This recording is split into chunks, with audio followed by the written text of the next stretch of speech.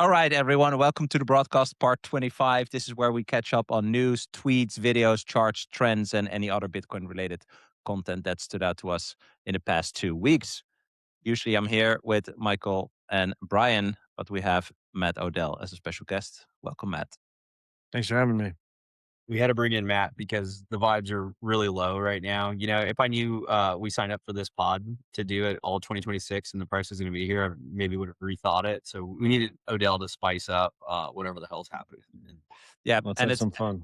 and it's funny because I said, everything that stood out to us with Bitcoin, and the first thing that Matt brought in was a Polymarket chart. So, what's up with that?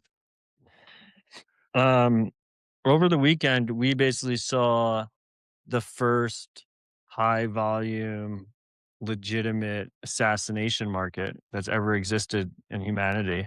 It's something that a lot of us have been theorizing for a while in terms of prediction markets. Prediction markets have had difficulty bootstrapping um, in practice until Polymarket came around, and specifically under this new administration. Polymarket was basically under attack by Biden. The CEO and founder had his apartment raided, but as soon as Trump got in, it was like off to the races. And now they have tons of volume. And they had a market over the weekend that was basically, when will the Ayatollah be out of Iran? And as soon as war broke out, it actually turned into an assassination market while everyone was basically betting on whether or not he had been killed or not. And that market concluded because he got killed. And people were paid out. It was over $100 million in volume on that market. Oh, no And way. now they launched a new market. Who will be the next supreme leader of Iran? And it's basic, but they all keep getting killed by airstrikes. So it's basically another assassination market that they launched, and people are betting on who survives to take over. So theory has become reality. Obviously, Polymarket is running on a shitcoin network, but you can deposit Bitcoin. It is, I would still consider it a Bitcoin app. Probably one of the most successful Bitcoin apps of all time. And just a quick high level of why I think prediction markets are interesting. They get a lot of shit because insiders are trading them, and they definitely benefit insiders. If you're trading them, they benefit insiders. But if you're tracking them, they benefit outsiders because it basically provides an incentive for insiders to leak information to the broader public, so that we have better quality information to work off of. So I think they're fascinating. And I think particularly seeing a $10 billion plus valued company that has investment from New York Stock Exchange running assassination markets at high volume is absolutely wild and the single biggest story of the week. So I don't mean to put you on the spot, but I have questions about prediction markets because you're the only individual that I interact with that's like keeping me up to speed that these things exist. I mean, I know they exist and they're growing. But I'm curious based on like your knowledge and also thinking adversarially, like what's the angle why they're proliferating? Because I know like obviously new admin and they were allowed, but there feels like some other version of, I don't want to call it a psyop, but like how does the machine benefit from like these markets? Because I feel like that's part of the story of why they're proliferating and where they'll continue to grow. Because theoretically these things could have existed 5 years ago, 10 years ago, even offshore. They could have gained this kind of steam. They didn't, and there's a reason why now they're like NYSE, Yeah. right? ICE owns a piece of them. So like, what's your take if you have one on that? Yeah. I mean, look, I think there's a couple of things. First of all, uh, for these things to be accurate, you need to be able to bet in size anonymously. Um, Why is that? Because once again, for it to benefit external onlookers to watch, insiders have to be able to profit off of it. And an insider can't profit off of it if they're KYC'd and doxxed, right? Because then they'll lose their job or lose their government position or whatnot. So you need to be able to bet on it anonymously. I think also at size, uh, users need to have some assurances that it will be objective in how it concludes the market, right? If you bet $10 million that an airstrike happens and the airstrike happens and you don't get paid out, then all of a sudden that really hurts the credibility of the markets. So as a result, you need it to be at least relatively decentralized, right? To have the anonymity and to have the ability to to have good, robust guarantees on payouts. So that's why we haven't really seen them yet. And I mean, the founder I think deserves a lot of credit for how he designed Polymarket. Is it perfect? No. Is there still centralized elements to it? Yes. We saw the Biden administration nearly crushed the thing. And it's because there's people involved, right? And when there's people involved, you go after the people, you don't go after the actual protocol. But that's why it took so long for them to even have like the tech that like mostly worked to make it possible. And then in terms of like, if you want to like go a little bit deeper in terms of, you said psyop or conspiracy, like where does the deep state benefit from it? I mean, I think the deep state has a long history of incubating technology that provides them more data points and more information, whether that's something like Facebook, whether that's something like SpaceX with Starlink, whether that's something like the Tor project, Bitcoin. Bitcoin, right? So I mean, I think they get a big advantage here, right? I mean, if we can go like the rabbit hole is so deep, which is why I think it's fascinating. But if the powers that be want to know what's happening on the front lines of Ukraine, there's an incentive for Russian soldiers that are poorly paid to open up their phones and bet on the markets actively. And they have active markets for the small skirmishes that are happening across the front lines. And people have made websites that basically chart the different projected probability outcomes of all of those battles so you can get a better idea of it. And who even knows what Palantir has? Like Palantir is probably combing this data like crazy. So I think the data is probably a super good reason why they would want that. And we've saw with the elections, for instance, polls are often inaccurate, but when people have skin in the game and they actually need to put real money on the line, they tend to be much more accurate results. So are they perfect? No, but it's the most accurate signal we've ever had. Yeah, That makes sense. I agree with that. Like I just told you before we recorded, and I've shared this before, but I think this is probably the best application of crypto that we've seen since 10 years. You know, or since inception. Like you said, freedom of information plus freedom of capital. But I think also another thought I have is this does feel like we're in this idiocracy type phase. You know, I don't know if you saw this video today that the White House tweeted that they made it with VO3 or some sort of AI video creation tool, which was just, I don't know. I had to think of idiocracy. It's just so, it's crazy that, you know, you call it an assassination. What did you say? Assassination market, right? But it's also just ridiculous entertainment in a sense, right? Like it really feels like idiocracy. And I also think that this is even a new layer of entertainment in terms of, you know, war, violence, and stuff like that. You had military movies and stuff before, kind of to desensitize people towards war and stuff like that. But here, I mean, if you can make money if your guy gets fucking bombed, right?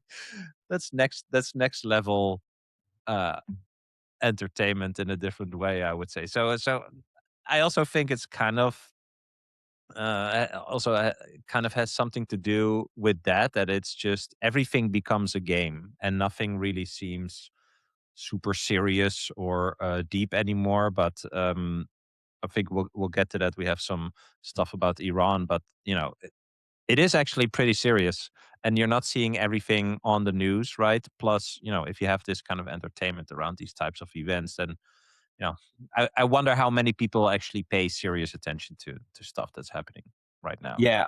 Just the thing to touch on, I don't have a lot there, but that is like primo slop from the government yesterday. I saw one of what was it? Twitter's like, what the F was this? And I was like, I had to click it because the tweet, and it's just like quoting like Rocky and Maverick, Top Gun or whatever, and they're just like bombing things from movies.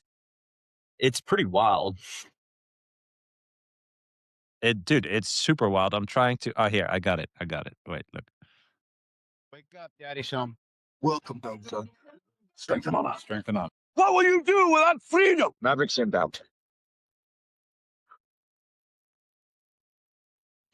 You can't conceive of what I'm capable of. Finishing this fight. Yeah, I'm thinking I'm back. I'm here to fight for truth and justice in the American way. I am the danger. Time to find out. That's the method. Finisher. Here it comes. Wow. That should honestly scare. Sorry, but I'm a European dude. Like, European honestly- might not It's the comprehend. official White House Twitter account too. Yeah. It should honestly scare people because like the only take I have from that is revving up the like war engine to get a bunch of people, Of course. you know, Yeah. which is Like get insane. you excited with fucking memes, dude. It's crazy. It's crazy. Okay.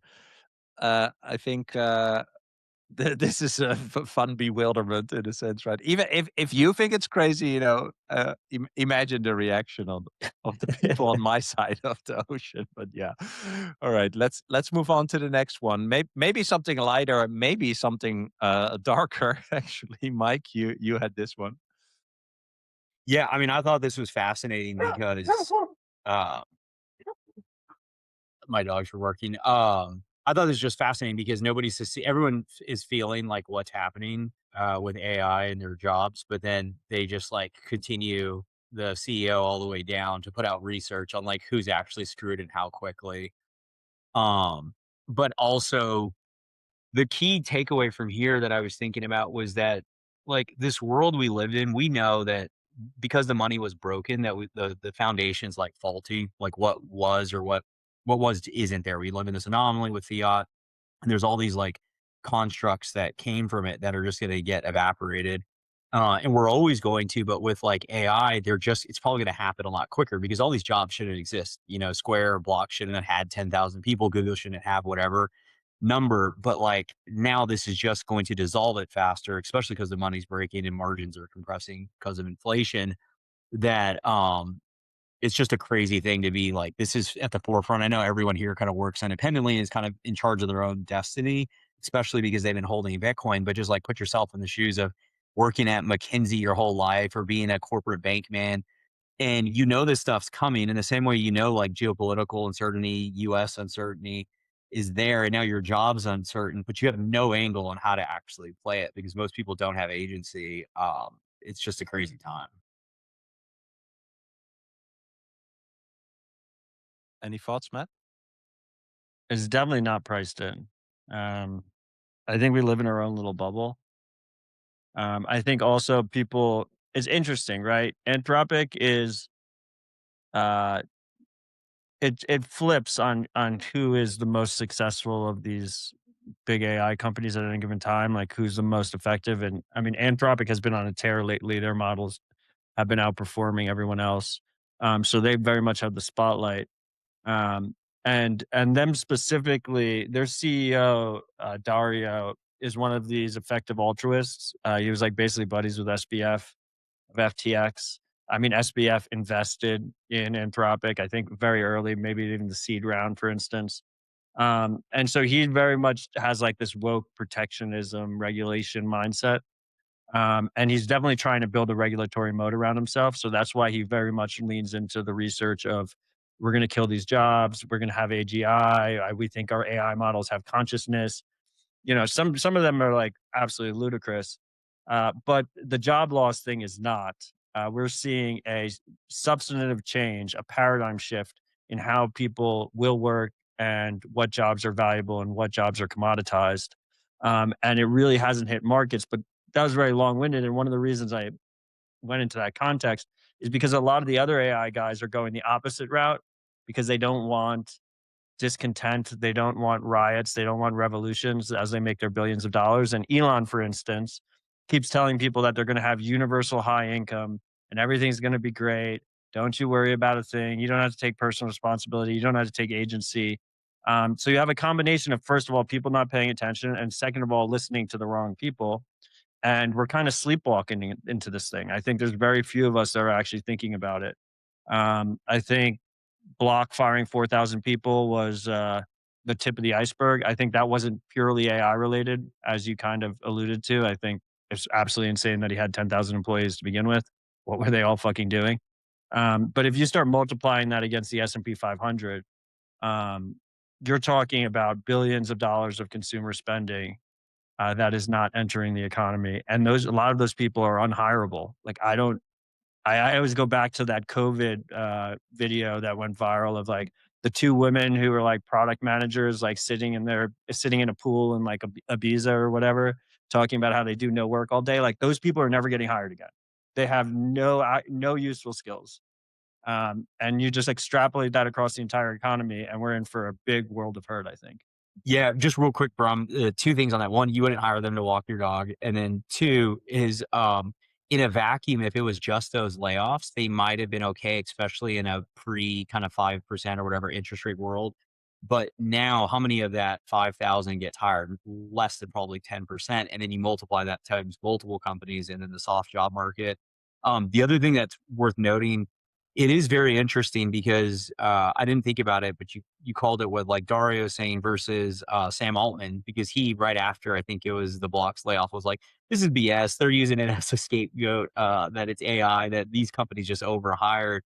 So there's that own like internal AI dynamic on like how much they want themselves to be the boogeyman or AI. Mm, I think that's a great point. Um, it's funny, right? I'm thinking about some similarity to Bitcoin. I always think, like let's say trust in the dollar, or for example in the euro, falls further. I definitely see Christine Lagarde say at some point, it's these people that are into crypto and into bitcoins that make other people lose trust in the currencies, and they are the bad person, right? But fucking Christine Lagarde is following policy of debasing a currency into oblivion, right? But she's pointing outside, and I'm thinking something similar here as to what you said, Mike. You know, this technology is inevitable. The acceleration is inevitable. I think on a macro level, I last week I read an article about how the tension between U.S. developed models and the U.S. kind of like business approach which is basically kind of like classic SaaS type, right? You have a monthly payment or a yearly payment, and you have like these tiers, etc. And you see people switch easily between models, right? So like today, there's this new GPT model, and people are like, well, you should switch over again. So a lot of people, I mean, I'm paying Gemini, OpenAI, and Anthropic, right? All three. But I also paid for Cursor. I skipped that. I paid for Perplexity. Now I skipped that. But the Chinese strategy is very different.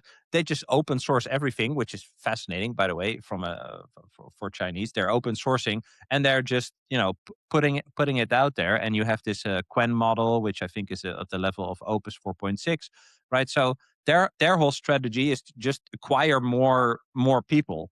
So there's these different. There's like a open source versus capitalist type of thing going on, where again, like I said, the Chinese are going at the open source angle. So my point is, this technology is inevitable, but like you said, Mike, I fully agree that they're going to externalize the logical result of this, which is everything a person who's sitting behind a computer can do, an agent with a 200 IQ can do while living in the computer and making an infinite amount of offspring on the same device, right? So I mean, you're already seeing that, and the writing is on the wall. But I think your point to this kind of like outsourcing of the of the blame is probably correct. Yeah, one thing to call out, like what Matt was saying about Polymarket, there's something around sowing like the seeds of dissent, and allowing that to proliferate. I think of that as part of the strategy with China and the open source nature, because I don't think it's about acquiring more people. It's about when you have the whole US, like whatever GDP's risen because of AI investment. And if you could effectively like deflate that because everyone can have that locally run. I downloaded Coin the other day. It's not 4.6, but it can run on a daily driver laptop. It's pretty insane without latency, because the other stuff like Llama, the other, I forgot what the other one was. They were just like you couldn't do it. It was unrelatable to like the frontier stuff. And so I think it's a similar angle there. There's just like second and third degree angles around what's happening that like we don't see. And then the most fascinating thing, I know Matt, you've thought about this, is like AI and Bitcoin are so similarly disruptive, but also embraced by so few people. Like these numbers aren't exact, but directionally they're pretty close. Is it's basically 0.01% of the human population has any material exposure to Bitcoin where it would hurt if they lost it. In the same way, 0.01% of total humanity is using any of these tools where it would really hurt if they got them shut down. Like I know you guys felt it when what other data centers were getting bombed and like Anthropic was down. You're like, holy shit, I was trying to work. But there's just so few people on either side of that there's like, it's almost like anxiety inducing because you're like, the rest of the world's going to catch up to this. And then how insane is the world going to look when everyone's doing this? Yeah, I mean, I was talking to a Bitcoiner that's much smarter than me. And the way he described it, I thought was fascinating and a good way to describe it. Basically, he's an investor, much, a, uh, a sophisticated investor outside of Bitcoin. And he discovered Bitcoin very early and held a good bag. But the way he looks at it is he looks at any given time, you kind of have a dot plot of potential future outcomes. So you can like imagine like a dot plot chart with time as the x-axis, and you have all these different scenarios that can happen and where we end up in 3 years, 5 years, 10 years, 20 years. And because of AI, that dot plot has never been larger than it is right now. Nobody has any idea where we're going to be in 5 years. And because of that, I think if anyone who's paying attention, it creates a level of insomnia, paranoia. You feel like you can't keep up. You're like trying to keep up. You're trying to be prepared, but it's impossible to be prepared because you have no idea what's coming next. But also at the same time, that level of chaos brings a lot of opportunity. So for a certain group of people that sees the moment, it can be absolutely life changing. But for the overwhelming majority of people, I think the chaotic transition is going to be quite painful. And I do not think markets have realized that yet. I don't think most participants have realized that yet. And it's it's a grim realization to come to, right? So the mind doesn't want to conclude that that is what is actually playing out, but we're seeing it happen real time. Yeah, I always find it super interesting that like each technological progression basically puts more energy in a smaller package, and the people that notice that are always the ones that profit from it, despite the kind of like drawdowns or obvious obstacles that arise, right? So I'm thinking about, like, let's say the first people that had a car, like in the early days of a car, there were like people walking in front of a car announcing that there was a car coming, right, to protect the people that were still walking on the street. And there were all, there's always people that look at you, um, in disgust or whatever, like, oh, you're using this for that, or you're making, sure that there's job loss or whatever the negative impact is of a new technology. But it's never been a bad idea to adopt a new technology where you can clearly see that it is a 10, 100, or I think in the AIs, in the case of AI, it's like 1,000x or maybe even a 10,000x, right? Like when I do deep research with Claude, it researches 1,000 sources in 14 minutes. Like, dude, that's that's like 3 full-time jobs or something for some Yeah, and it would take them like a roles. week. Well, not only to research, but to actually, analyze and Yeah. synthesize and like all that stuff, right? So how many people would you need to conduct the same research and get to the same insights from relevant sources? Yeah, and also it's the worst that it'll ever be today, and I'm already mind blown, right? So I The thing that makes I agree with underestimation. Sorry, Mike. the thing that makes it really messed up, and I'm sure you guys have thought about it, but I don't know if you like put it together like this, is that we live obviously like like the market, free market wins. But the free market and the like high agency people haven't necessarily had all these tools. And so it's similar like to Bitcoin and the term like gunpowder and its asymmetry. You can't actually insulate yourself from it. So historically people could be like, I don't really want to adopt the next thing. But the reality is Can't opt out. Yeah, you can't opt out. Somebody's going to go adopt it, and then they're going to steal your market share from all of these different things, whether it's SEO optimization, like being able to undercut you on price, doing more with less. So you're basically like screwed either way. You just basically going to turn into the Amish, or you got to like figure out how to participate. And if you fit in the middle ground, you're basically screwed because there's not going to be room for average effectively. By the way, you just accidentally said something that just shows how, big of a change is coming that we don't even really, that's hard to comprehend. And that's the words SEO optimization. First of all, humans will not be doing it. But the next question I have is, what does quote unquote search engine optimization look like? What does search engines look like in a future where it's mostly agents doing everything? It doesn't look like it does today. It might have a completely different term in the first place. It might have completely different objectives by whoever's running it.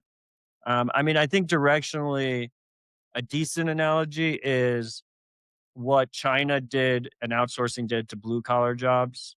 This is going to do to white collar jobs. I don't think it captures the pure craziness of what's about to happen, but it's a directionally correct analogy. And even if it's just that level, which is quite simple, that's like a quite simple level. The jobs are being outsourced to computers.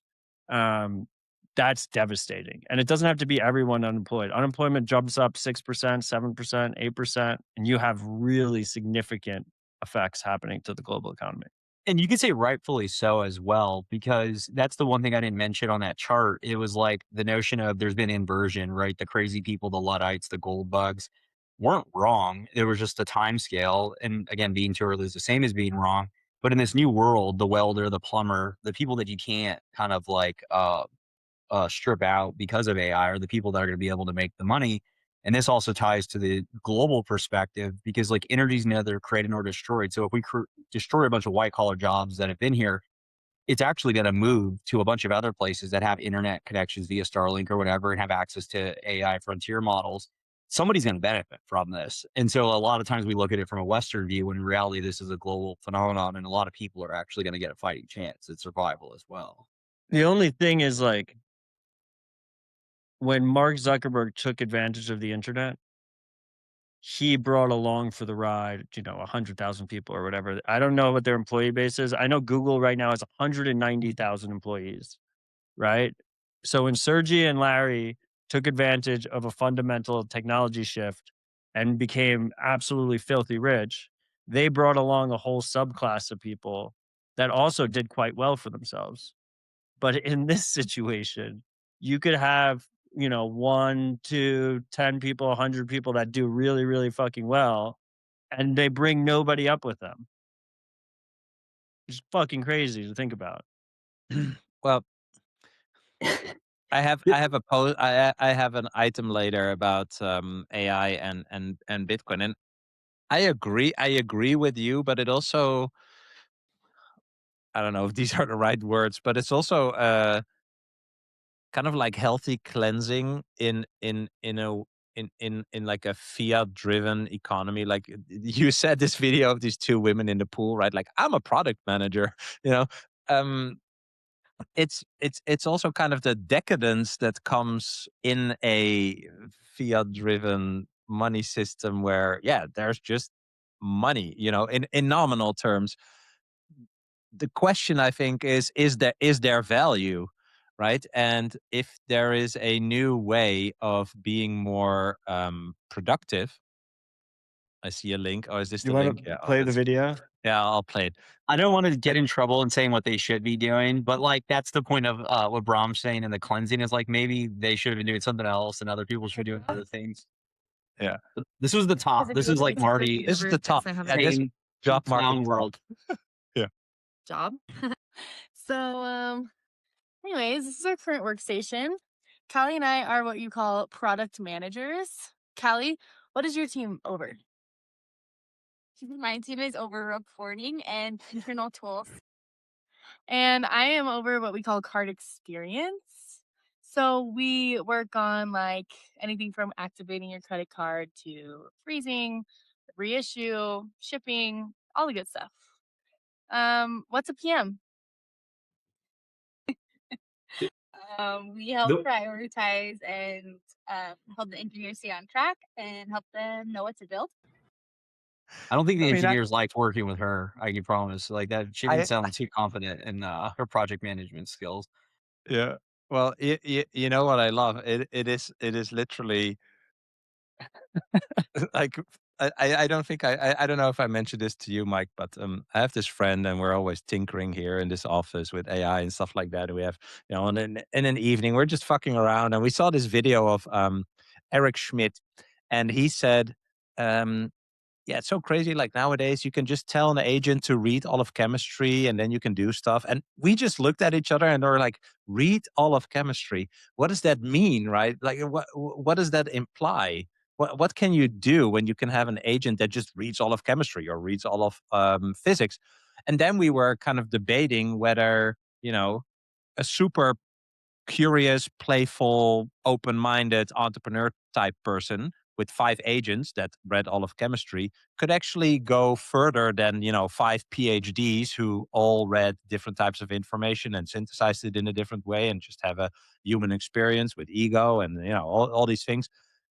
Could you go further than those 5 um, uh, PhDs for example? And our conclusion was totally, and 100% no, that's not. It's not the you case. don't think so?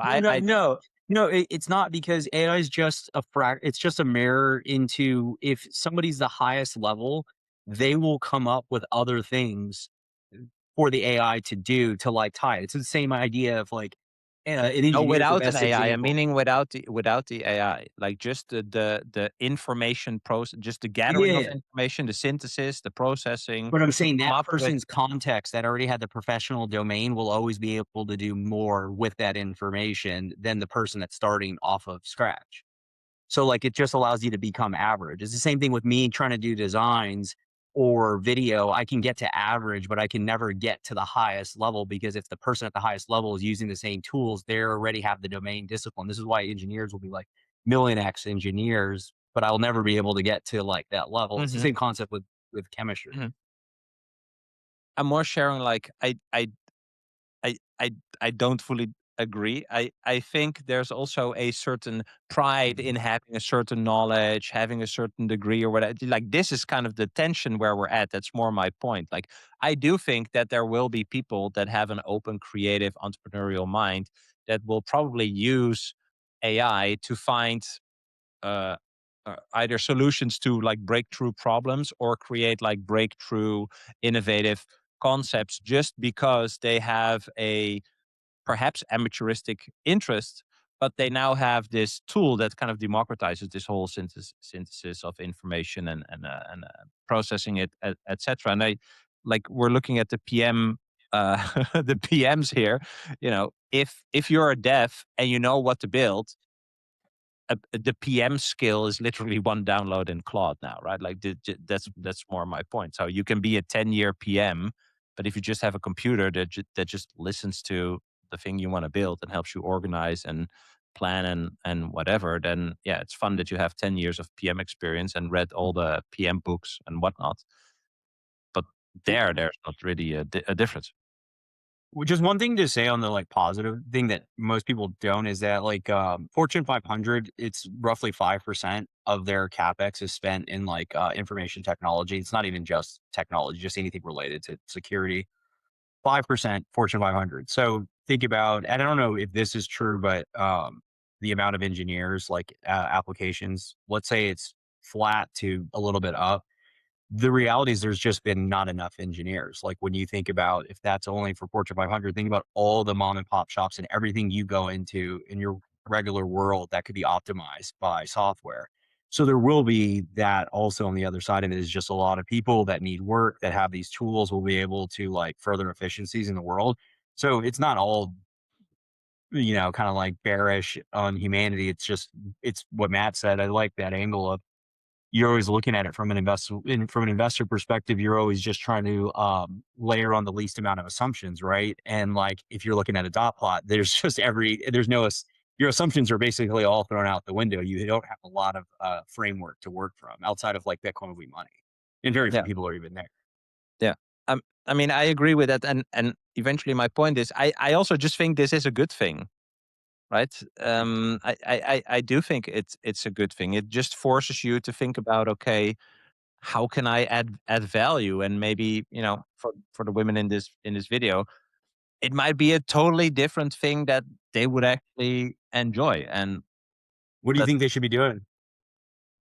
I don't know. You wanted to make a joke, but No, I'm not gonna make a joke. Not this. okay. Let's move on to a Bitcoin item that I brought. You probably saw we saw Ray Dalio this week talking about flaws in Bitcoin. There was Chamath who got roasted with people that said, you better talk about all the specs you did, where people lost 99.8% of all the funds, and he crashed out and whatnot. But my point is more about, let me see if this is, yeah. Chamath was getting crushed so hard he paid for somebody's kid's college. Did you see that? Yeah, he said, like, show me your losses and I'll reimburse you or something, right? Yeah. He invested in their college funds, and then the guy tweeted out, he was like, "Chamath is such a class act. What a great dude." Weird. Okay. Wild times. What I want to talk about with you guys is what Dalio and Chamath are missing, and I liked what Jeff Park said here. They fail to understand why central banks are broken and why they need Bitcoin. Right? They're talking about central banks will never buy Bitcoin, etc., etc. I talked to Dave Weisberger this week, and he said he's correct. The ECB, the maybe the U.S. Treasury will buy it, but the Fed will never buy it, etc. So in big countries, no, obviously they're not going to buy it. But smaller countries, which in general already have less power with regard to their currency, yeah, they might adopt Bitcoin, right? But it's more about like Jeff says, the growing distrust in centralized organizations that don't really have the receipts to show that decentralization of everything basically was a good thing. So I just wanted to highlight this, and also wanted to get your guys' takes on Dalio, Chamath, and whatever else you've seen that's perhaps related to this. Well, they specifically were saying that the reason reason central banks and governments won't buy Bitcoin is because of lack of strong privacy guarantees, which I think is just a false premise to begin with. I mean, I've been very focused during my time in Bitcoin on trying to make Bitcoin easier to use privately, and I think there's still a lot of work to be done. But it is very much possible to use Bitcoin in a private way, regardless of how the protocol is set up. And the protocol is set up specifically so we have transparency first, right? And provable supply, so that you're able to realize that there's no debasement going on, no inflation going on. It is interesting because Chamath is historically a massive shitcoiner. And so I am expecting that he's going to try and pump Zcash is his plan here.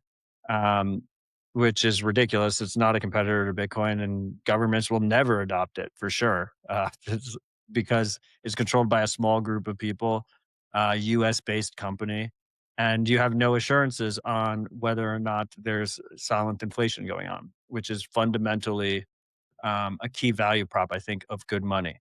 Now, he's in that clip. He's actually comparing it to gold, which is interesting, and he says gold has privacy. And I guess gold kind of does have privacy because it's analog.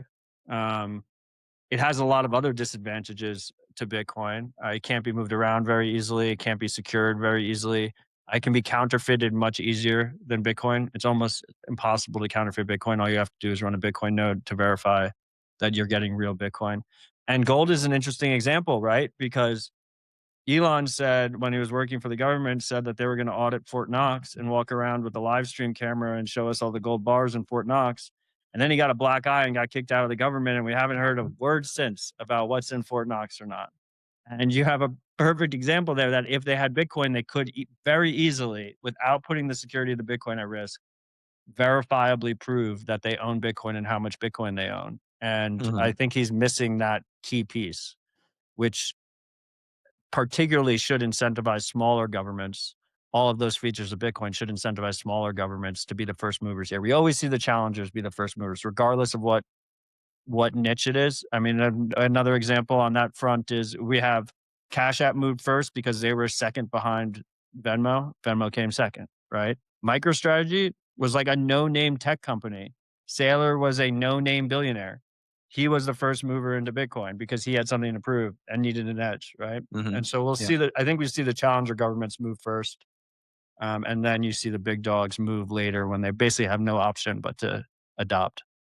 Yeah, I also think the comments are kind of unfair because, like you said, you can build any technology on top of Bitcoin, but it's more about Bitcoin being this fundamental base layer. And if there is, I always say like a forced transparency there, like you said, like if I say I have X amount of Bitcoin and you say to me, well, prove it by signing this challenge, and I say no, then you cannot trust me because you can force me to be transparent, right, and to establish a trust relationship. So I always think that that is more a you could have a philosophical conversation about that, or you could just say like it's just not there is no privacy, so it's bad. But that's also kind of deceptive because you like I said, you can build any technology on top of it. And the fun thing is it's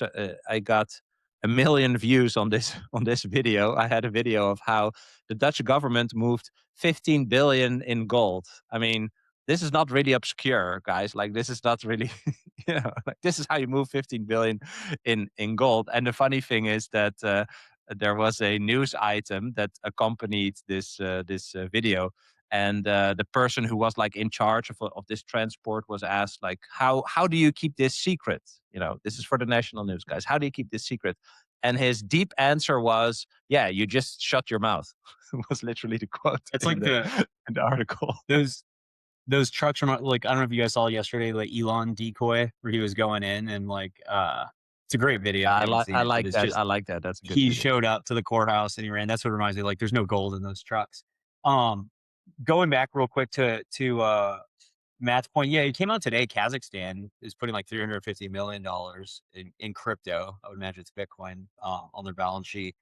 But I think like we give too much credit. I think of it like Fed speak and what Dalio and Chamath say, in the sense of like their portfolios probably look very different than what they're talking about. And it was just this morning. I had it not to listen to the full thing, but I saw on the timestamp for Dalio's all in pod or whatever he was on was talking about gold and Bitcoin. I wanted to hear what he said. And obviously he talked about privacy, but then he also talked about quantum and like one other thing.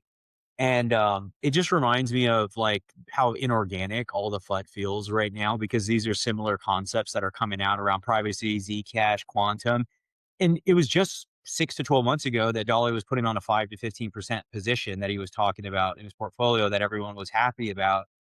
And like we know Chamath has been in Bitcoin or at least had exposure very early on that he like rolled into GBTC. So I just don't carry like a lot of weight when these guys say things because they part of the machine, specifically Dalio, part of the machine, they go with wherever the wind's going and they need to, and then they switch when it's the right time.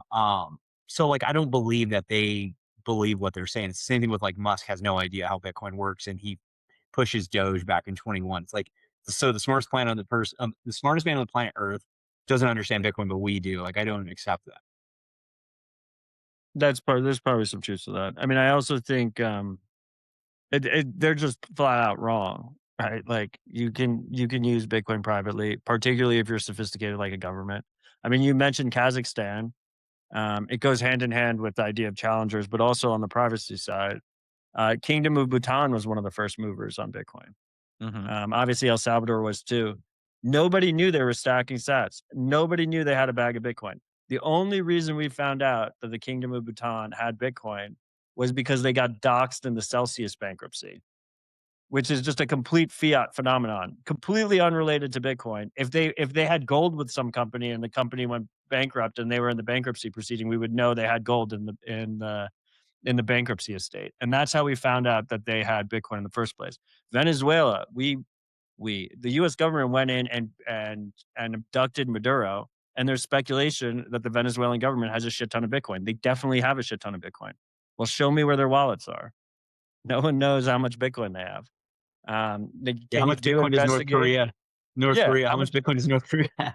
Show me the addresses, right? You can figure out some of the addresses, right?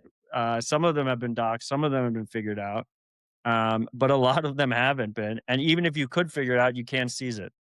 So the last point I would make here, by the way, is if most of your exposure to crypto, quote unquote crypto, is shitcoin land, it's really bad out there. Like if you use Solana, Chamath is a huge Solana bull, Ethereum, you have one address that is literally your entire financial transaction history, and they have horrible privacy.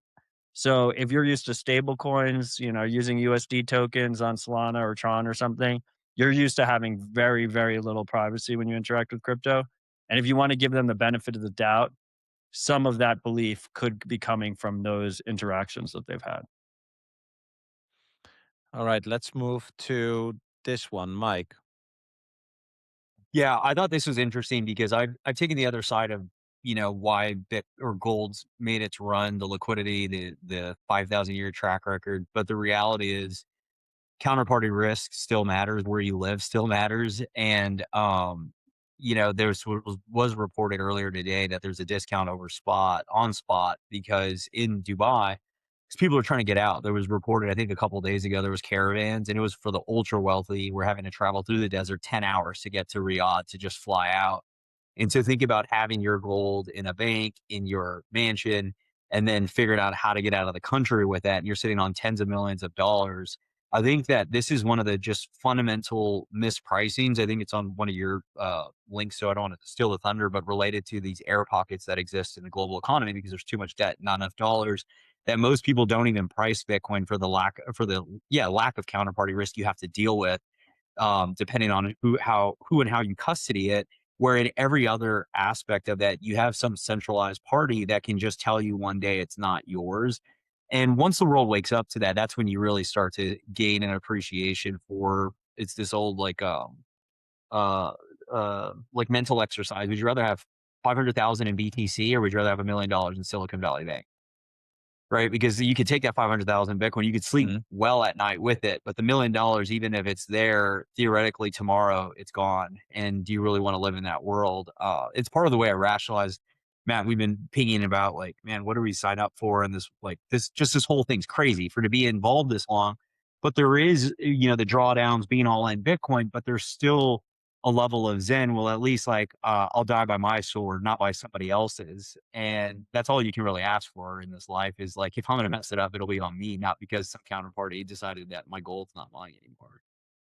Yeah, Matt, before you reply, I'll just also show my link. These withdrawals that BlackRock blocked. Uh, I have similar thoughts here, right? Like the funny thing, as Michael's pointing out, the use case for Bitcoin, you can hold it in self custody. You can move it, if you want to. You can move it anywhere if you want to, right? You could spend it on something if you wanted to. So just these three things, plus these two, these three characteristics, plus these two examples, I fully agree with Mike that it's going to become more and more clear that you need to own your wealth yourself, and you can. And I also fully agree with Mike. If this is not it, then at least we tried. Because keeping on outsourcing everything finance related to either geographical restrictions or these types of companies, we're seeing that it works less and less, and like something like this with BlackRock, I think is extremely serious. Only 9.3% of the money was redeemed, and it's capped at 5, right? So is that a Ponzi, or what? How does that even work? I think a lot of people that actually own this don't even know how it works, but yeah, I just wonder how long it takes before more people wake up to all this obscurity and abstraction that just exists, while at the same time Bitcoin also exists. Yeah, I mean, anyone who's dealt with investments is aware that there's always a disconnect between assets under management and liquidity. And usually the market doesn't realize the disconnect until there's crises and people are trying to withdraw their money. So there's really no surprise here to me that this is happening. I would say that it should be concerning to people because it seems like they couldn't cover it. They couldn't even come close to covering it. It says here, at least if I'm going to quote this tweet, I don't know how accurate this tweet is, but they had $1.2 billion in withdrawals and they only paid out $620 million. And supposedly the entire fund is $26 billion. So if they only had $620 million liquidity for a $26 billion fund, then maybe all the numbers are all bullshit, right? And I think that's what a lot of people are doing. On the Bitcoin side, look, real Bitcoin held in self-custody is the ultimate safe haven asset. There is no second best. There is nothing better than it. And anyone who's ever experienced Bitcoin in self-custody intrinsically understands this and realizes it. They know it. But we're in crisis mode right now. The world is in chaos and people are flocking to safe havens. And I think one of the main reasons that Bitcoin is trading like a risk asset and is trading like, frankly, like dog shit amid this chaos is because all the new people that have been onboarded, most of the new people that have been onboarded into custodial suit products, whether that's BlackRock's own ETF, whether that's things like MicroStrategy. And if that's how you interact with Bitcoin, it is not a safe haven at all. All the properties that make Bitcoin a safe haven evaporate when you're trusting a custodian, a third party to hold it for you and manage it for you. And so it makes sense that those market participants wouldn't be thinking of Bitcoin as a safe haven. And what do you look, if you look at the market price of Bitcoin, we've almost nearly round tripped to when the ETFs were launched. When BlackRock ETF was launched, it was January 2024. Is a little over 2 years ago. Bitcoin price was $47,000. We're slightly up from that point. And why is that? It's because the world is in chaos and people aren't treating it like a safe haven asset because they're not holding self-custody. They're not holding real Bitcoin. Two quick things. Also, Blackstone reportedly had to pay $400 million out of their own pocketbooks for redemptions. I will push back, and you can come back if you want. We can have a discussion. I'll say that like self-custody, there's an angle on the other side of it. If you're in Dubai with self-custody and you're out at the restaurant, you're probably not carrying your private keys, and your house gets bombed, and like now you're kind of screwed. Or you're traveling because you lived in Dubai, you came to the States. Well, probably it doesn't make sense to do that. Most people aren't sophisticated to have geographical multi-sig self-custody.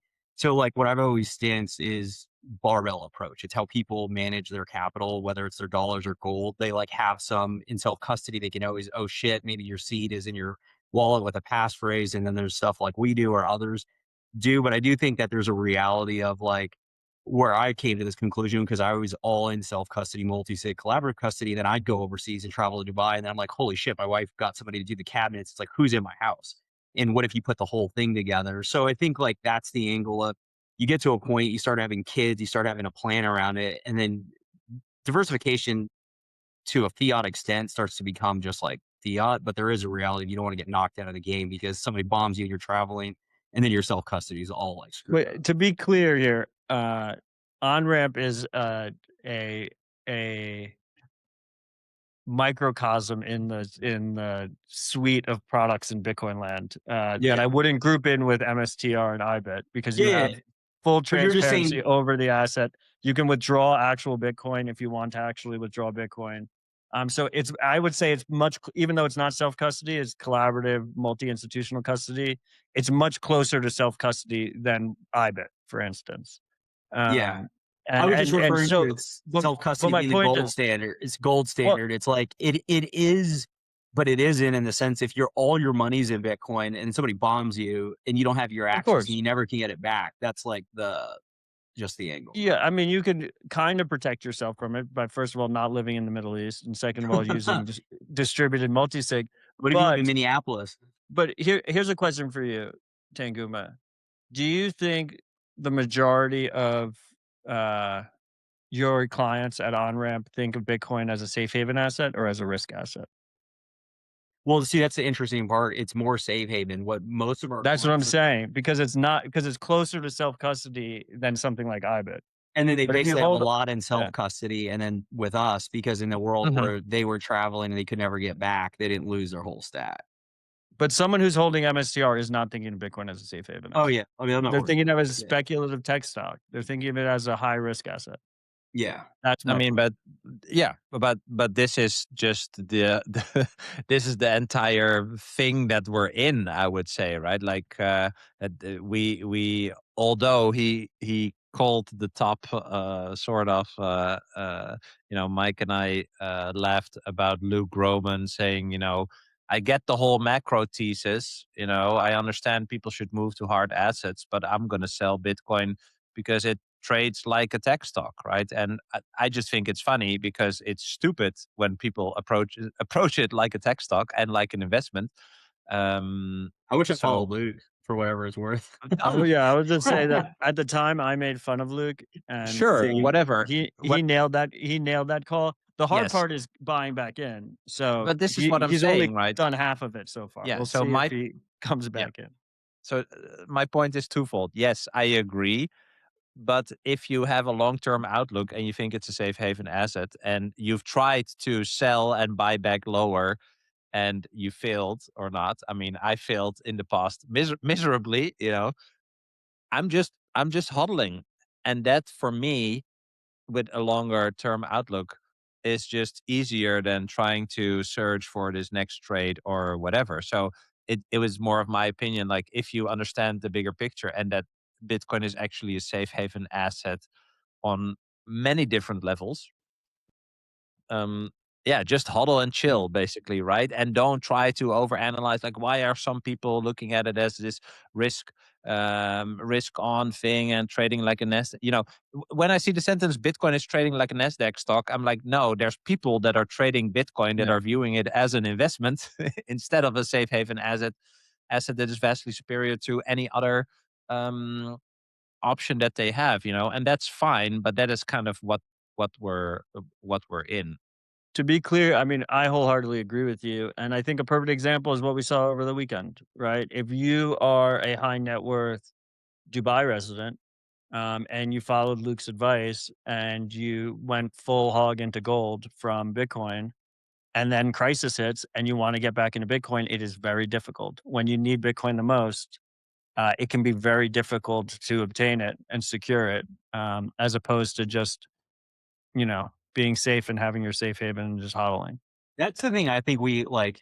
I know we appreciate, but it always dawns on me when you see those pictures on Twitter where all the money's getting caught in the duffel bag and there's dollars and there's all this stuff. And people talk about putting a Rolex on and trying to get $50,000 and we're looking at air pockets.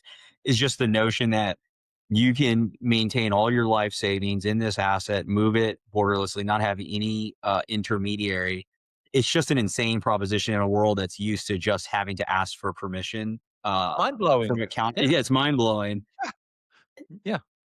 Sorry, I didn't want to interrupt, but this is No, the no, thing, I just like, don't think it's we so fully fucking have. logical. It's Yeah. like in your face. There's literally nothing like it. I had to Nothing. send someone a Zelle payment earlier today. They have a $2,000 daily limit. How does anyone take that seriously? I wish How I is had that. I how only is get that possible? 1,000. I only get 1,000 daily limit on. Ridiculous. Yeah. Yeah, so it's all permissioned, right? But my blockchain is fast. No, okay. Anyway, I just wanted to make a joke. Okay. Um, I'm happy Matt is here because I want to get your take on this. I've said previously on different episodes, after I talked to American Hodl, who said to me, Bitcoiners are like 8 years ahead of people. I'm seeing these fractals of like TradFi people just in their 2017 crypto, 2017, 2018 crypto type stage, right? And so I saw Bank of Japan to test blockchain settlement for bank reserves, right? And then some governor said XYZ. And I said, I think it's fascinating that TradFi is in this 2017 crypto moment, right? To eventually realize that Bitcoin is the way. Like, if you just hold Bitcoin as your foundational bank reserve, you can conduct instant final settlement of any size every 10 minutes on the most secure blockchain ever, right? So I just want to get your take on this, how you view this lag that I think exists. And perhaps also, yeah, maybe your future outlook, how that will play out. Yeah, I don't know. It's frustrating to live through. It's definitely true. We live in the future. The few people paying attention live in the future. I mean, I think it's probably similar on the AI side to our earlier conversation. Um, but I mean, ultimately, I think all these people will start to realize that trusted third parties are the security hole. They are the problem. And if you don't have a native bearer asset like Bitcoin, all this blockchain mumbo jumbo is exactly that. It's just all bullshit. You don't actually have any final settlement. You don't actually have settlement at all. You're trusting a third party to do that settlement. I mean, we're seeing it with all types of real world asset stuff, where it requires a trusted issuer in order to access the asset, whether that's fractionalized real estate or gold or whatever. And I think it just takes longer for people to realize. And also, it requires pain, you know? We can wax on and wax off about how USD tokens like Tether um, have trusted third party risk, right? But Tether has also operated for, I think, over a decade now, and it's still working, you know? And so if people don't get rugged, then your theoretical concerns are never actually become realistic concerns. And once they become realistic concerns, that's when people actually start to learn through pain. Yeah. I mean, that's 100% it. It's the pain. And that's where I go back to the anxiety inducing, because you remember, and you were talking about this early with the was it Hong Kong riots? And it wasn't until Hong Kong riots happened that people recognized, oh, signal went through the roof. And then we've seen this in other markets with BitChat. But then I remember viscerally back in 22, 75% of the BTC, it was like roughly, and this is all public knowledge, like $13 billion to wherever Unchained holds at the time. 75% of it came in three exact instances. It was BlockFi, Celsius, FTX, or Celsius, BlockFi, FTX. And so it goes to that point, like, we live in these small fractals of every cycle. There's just such a small, that's why the shitcoiners and the charlatans can get away with this, because there's such a small percentage of people that are paying attention or allocated. So they get rugged and they go on to the bigger mark because the TAM grows. But it's still so small in relative terms. And it's not until the pain happens. Like, I experience this all day long, get punched in the face, talk to the largest institutions who are explaining why we do it the way we do it. And you're just gonna have to wait till the market gets rugged via Coinbase or whoever else, till the market realizes, oh crap, like, or the Iran stuff or happens here. And so we just have to literally wait. It's the same thing as the AI. It's not until people are getting laid off in droves and they have nothing to do but sit around and try to figure this stuff out, that they're going to be willing to do it. And we just have to sit here and talk about it until that all happens and hope we're on the other side of it. I mean, I remember in 21, people were in my comments on Twitter saying that "Not Your Keys, Not Your Coins" was FUD, and that Mt. Gox was 10 years ago, and the industry has matured and it's never going to happen again. And then, like, less than a year later, as you said, three massive quote unquote institutions in the space, FTX sponsored the fucking Super Bowl, uh, all went under, and then people realized, right? But then they're going to forget again.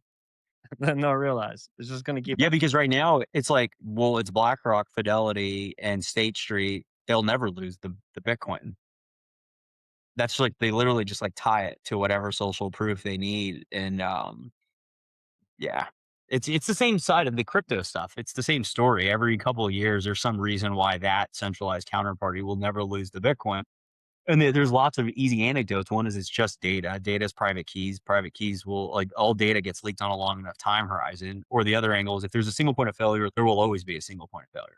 Like, it's just on what time horizon will that happen? Yeah, I don't really have that much to add, but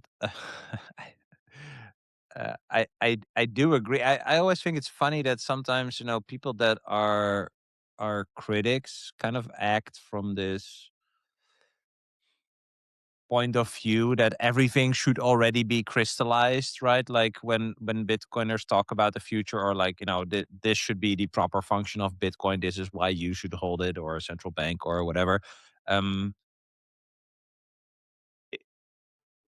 yeah, like I said, I just think the critics, they operate from this I don't know, standpoint of everything being crystallized, which is just not the case, right? We are envisioning a certain future and talking about how Bitcoin fits in somewhere. But this is this is a developing thing every day, every year, whatever. Mike, what do you want to say? Well, is this, like, to be fair, like, It's the same thing as AI in that, like, it is a pretty wild construct in that, like, most people don't want it to exist, and rightfully so, because if you said, Well, it well, shouldn't exist, all the money, but it's like all the money's going to change, and you're going to have to relearn and understand all these things. It's the same thing as AI. It's like, I'd rather it just not to be a real of thing. course. And then you come up with every reason why it can't work, and quantum's the most recent thing versus just figure it out. It's the same thing with the AI. You have to relearn everything you thought you knew, and for whatever reason, we decided to. But that's the status of how people want to like operate. Hmm. Yeah, no, I agree. I mean, this is always how it goes, right? Like just a resistance to all the change. All right, I'm looking at the time. Let's do two more items. Matt, you brought this. I have a question, but I'll let you go first. Yeah, I mean, this one just was a deal that I personally got done, so that's why I put the link in there. But Bitwise, when the ETFs were launching January 2024, I started scrambling in November 2023. It looked like the ETFs were definitely going to get approved. It was just a question of timing. I'm one of the co-founders of OpenSats. We're a 501c3 charity focused on supporting the open source contributors that make this movement possible, that are working on things that cannot be monetized, but they're foundational infrastructure for everything else that is being built out there. And they just didn't have ethical paths for funding. So we launched OpenSats. We take no cut of donations, 100% pass through. We hold everything in Bitcoin. We're sending out $1 million in Bitcoin every month. Right now, we have about 200 outstanding grantees in total. Since we've started, we've funded over 370 people, totaling over $30 million, all in Bitcoin. We hold Bitcoin in multi-sig. We send out Bitcoin payments once a month. But we're a charity. We're constantly looking for more funding options. And I was hoping that these ETFs, one silver lining of paper Bitcoin was going to be that they would help position some of their massive revenues into open source development. I had conversations with multiple ETFs. There's about 7 of them, but there's like 4 that really matter. And Bitwise is the only one who came through, and they're continuing to come through with their commitment. I think their commitment specifically as a volunteer is particularly awesome because it's tied to their profits. So it's reoccurring. 10% of their profits on their ETF, they donate to open source contributors through 3 organizations, us, Brink, and HRF. And it was particularly designed that way to try and reduce centralized points of failure. Instead of it all going to one organization, let's evenly split it. So yeah, I mean, I think this is going to continue to grow organically as they find more success with their product. And I would love to see more companies in the space um, do similar commitments. It would definitely make my job a lot easier, and I think it also accelerates everything and provides indirect benefits and direct benefits to the companies that operate in the space. So shout out Bitwise. Yeah, well, I think you answered my question because I wanted to ask you what do you think about paper Bitcoin versus donating to this, which is obviously very important. I do remember that at the beginning when they all launched um, this announcement by Bitwise saying that they would send part of their profits to open source development. I think got a lot of support, and it's probably like you said. I think silver lining is probably the best term to describe it. So I don't really have anything else to add. I just thought it was cool to see. Yeah. Yeah, well, I mean, we're gonna probably talk paper Bitcoin because I think that was my last topic. But before that, kudos to Matt for working on this, and also Bitwise for following through. And then the reality of it's just to add to Matt's point is you need objective um, people working on this protocol, and more so now than ever, given without going down that rabbit hole, the notion of quantum and what are the economic actors or economic nodes that are holding this Bitcoin want to think about forking and what does it look like? Like the reality is, you don't want these large centralized entities being able to economically enforce or incentivize certain actors to start working on this protocol. You need objective people. You need organizations that are nonprofits to be doing that. So throwing that out, and then Matt, because it's right before tax season, people can get an offset in taxes, right? If they donate. Correct. I mean, Yep. for next year though, because it's already the 2026 tax year. But Yeah. we're a 501c3. You can donate Bitcoin. or dollars. If you donate dollars, we automatically convert it into Bitcoin. So you're like stacking for a good cause. It benefits Bitcoin number go up in that way. And if you donate with Bitcoin, you also have the choice of donating anonymously, which I think is pretty cool. Obviously, you don't get a tax credit in that regard because we can't give you a tax receipt if we don't know who you are.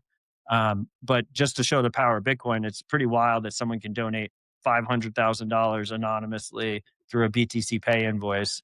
That's never been possible in the world of charities before. Part of the reason we're able to run so lean and efficient, and have real, I think, value add to the community is because we're built on a Bitcoin standard from the ground up. And to your point on you need objective people working on this stuff in quantum, I got a lot of shit during this period because while I was having these conversations with the different ETFs, Michael Saylor was going into private meetings and telling them not to donate to open source contributors.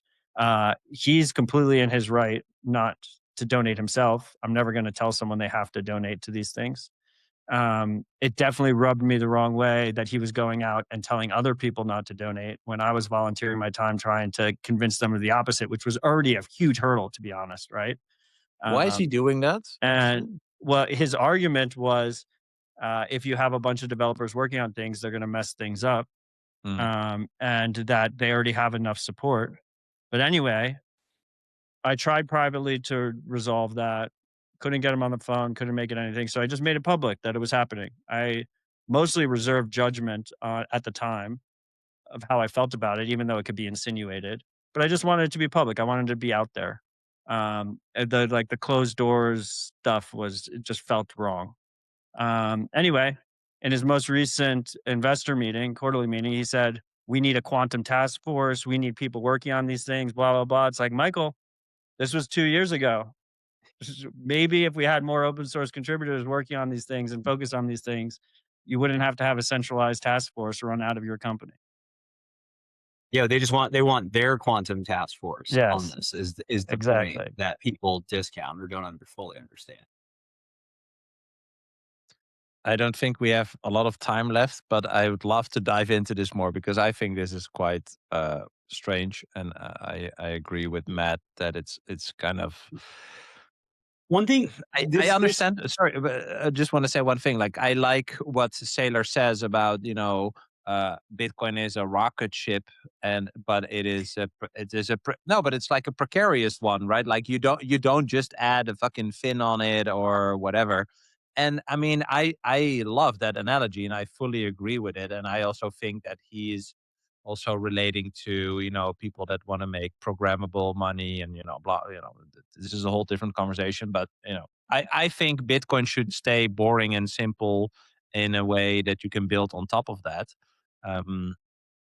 So that's how I follow that analogy, right? Like what he says with enthusiastic developers that want to do cool shit. Like don't do it in Bitcoin, do it on top of Bitcoin, right? But I think not funding this open source part is kind of strange. I know we got to transition, but did you guys see that Peter Jurnis tweet? I don't even know who it is, but it's like, I'm the CEO of Palantir Technologies, and it's like sad. Yeah. Like anyone that hasn't seen it, you should look it up because that's what reminds me of when Saylor or anybody speaks in that way. It's like, what are they saying versus what do they mean? And that's just the thing that we just don't get as humans, that people will say things, but they're not, there's subtext to it. Well, to be clear here, I agree with that general premise. I'm very conservative when it comes to Bitcoin development.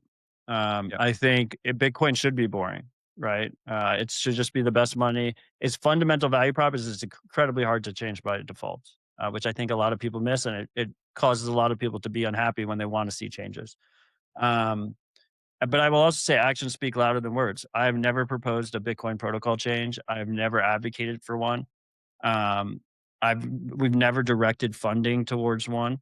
But meanwhile, Saylor 2 years later has effectively proposed that we freeze a bunch of old Bitcoin without their consent because of quote unquote quantum risk.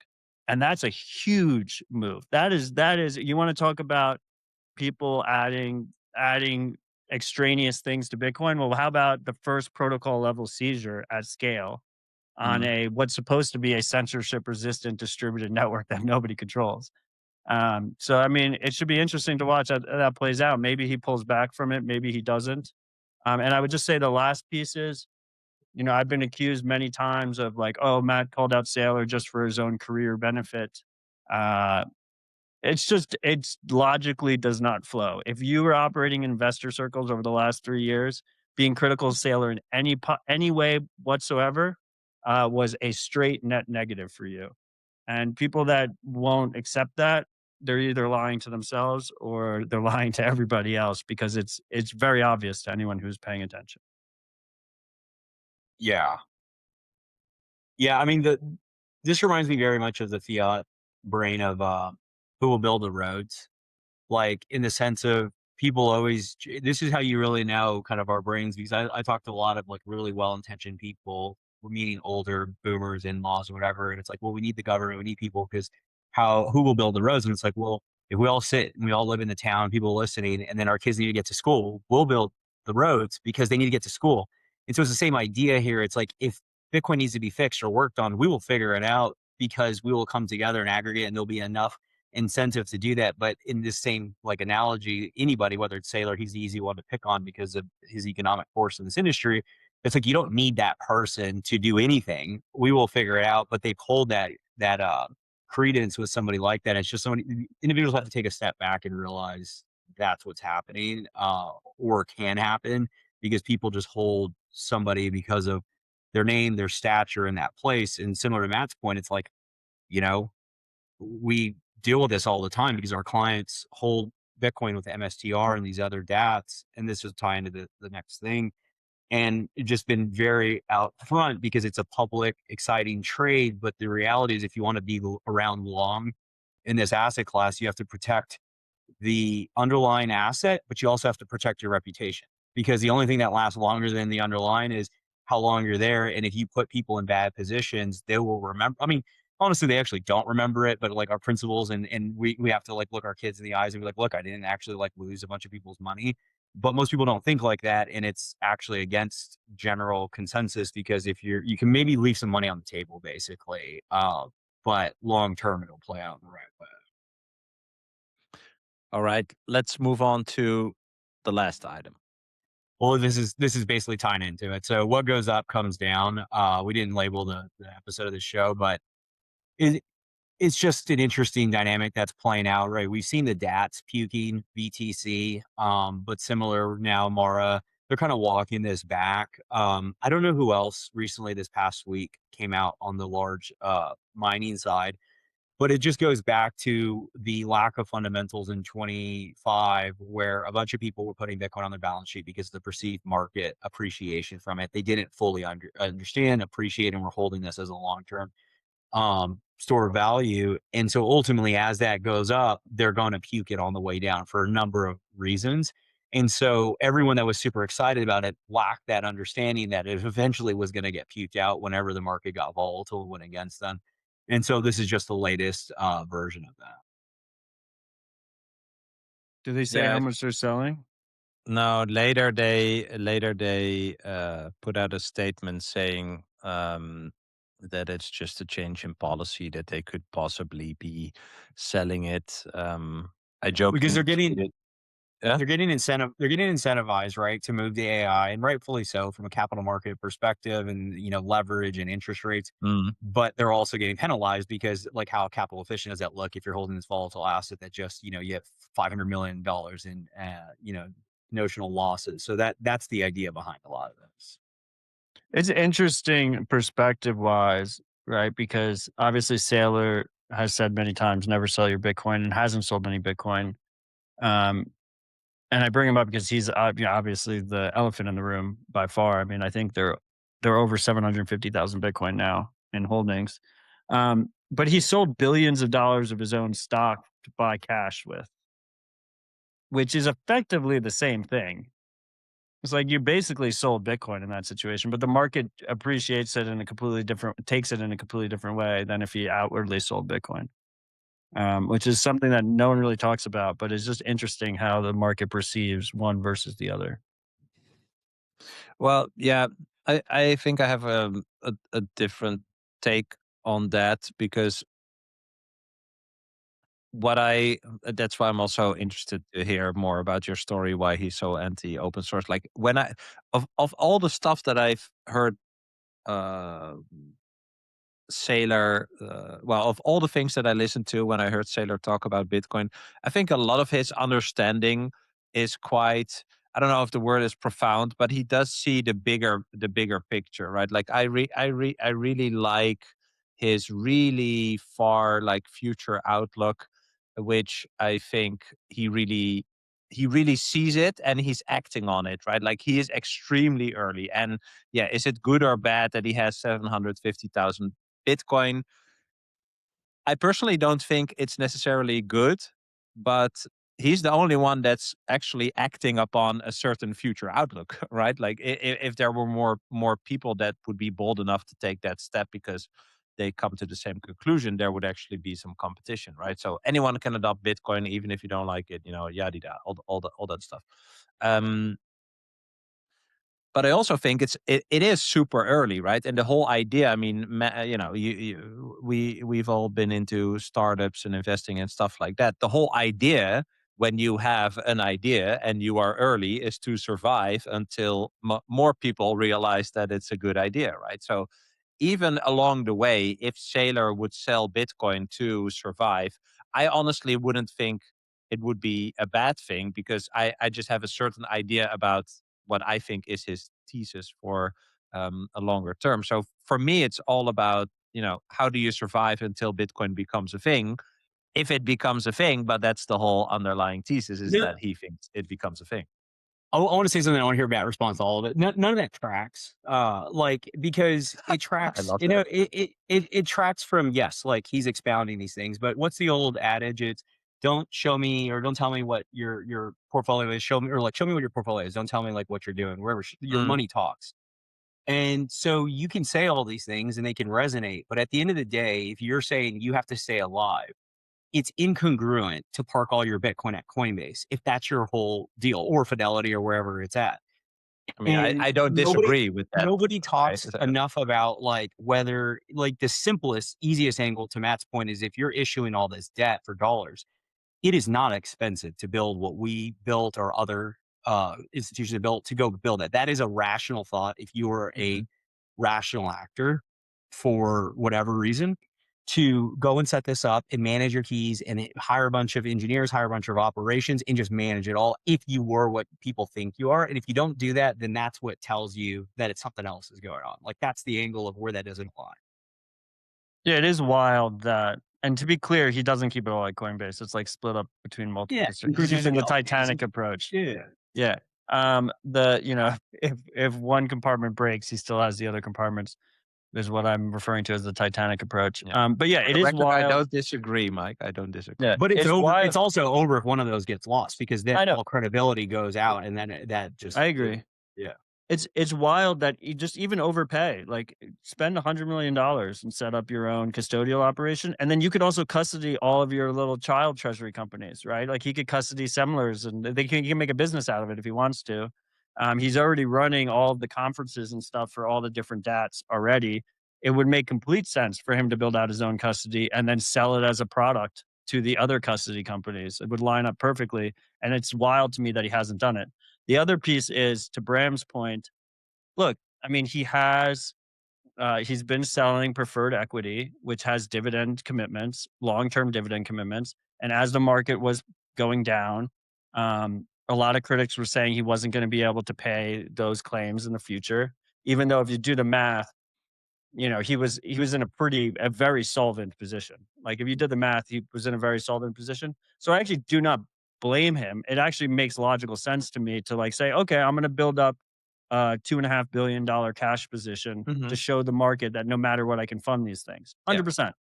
But it was the same as selling Bitcoin, because the Bitcoin per share went down accordingly. He diluted his shareholders. He sold stock that is valued based on the amount of Bitcoin that he holds to buy cash. It is the same exact thing as if he sold Bitcoin in practice, but in perception, it was he didn't sell Bitcoin. He sold stock to load up on cash. And that's the only point I was trying to make there. is it's interesting how the market perceives it differently than him selling Bitcoin. If he sold Bitcoin, people probably would have freaked out and said he was going to sell the whole 750K back.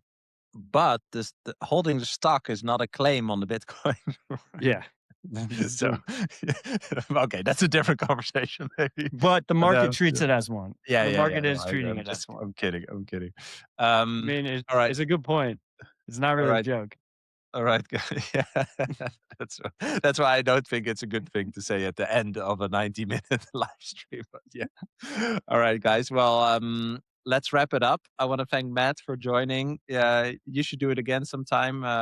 And thanks for being there, Mike. Thanks, and thanks everyone for watching. Hope you find it valuable. Please follow along on YouTube and X and Spotify, and we'll see you next time. All right, Cheers. Thanks, guys. Bye bye.